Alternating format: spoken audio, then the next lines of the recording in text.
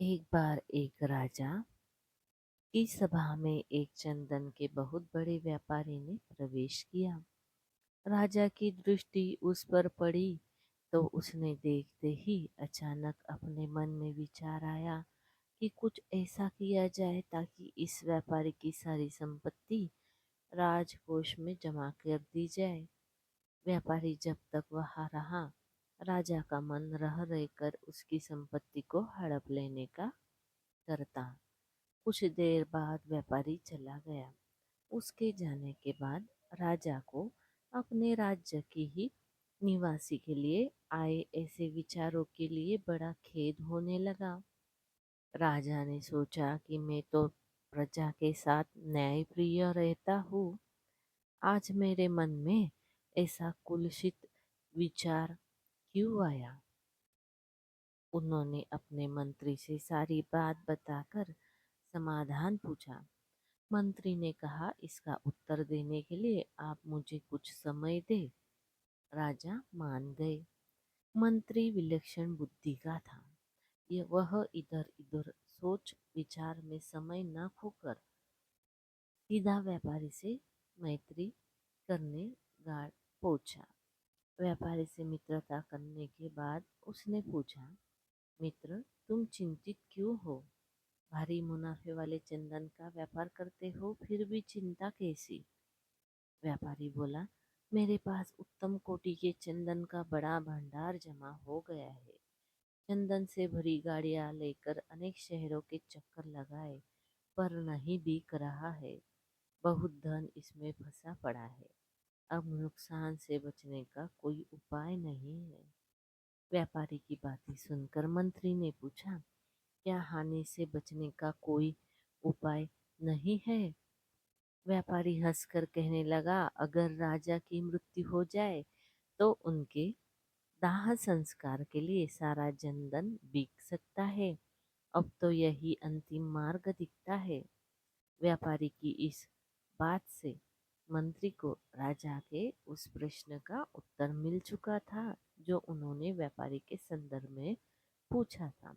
मंत्री ने कहा, तुम आज से प्रतिदिन राजा का भोजन पकाने के लिए 40 किलो चंदन राज रसोई भेज दिया करो।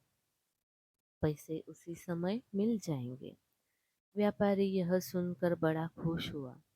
प्रतिदिन और नगद चंदन बिक्री से तो उसकी समस्या दूर हो जाने वाली थी।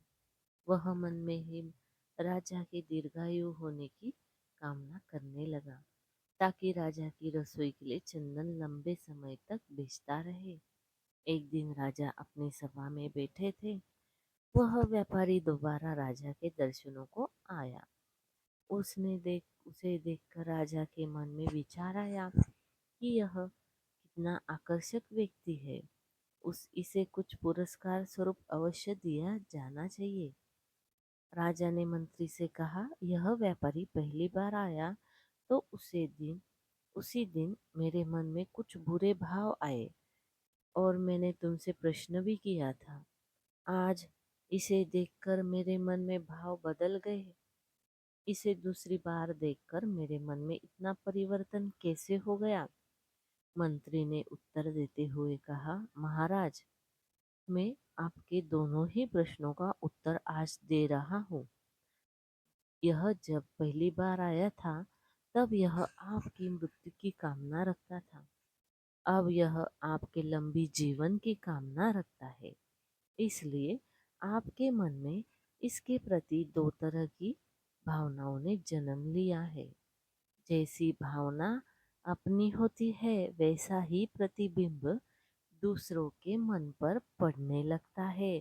यह एक मनोवैज्ञानिक सत्य है।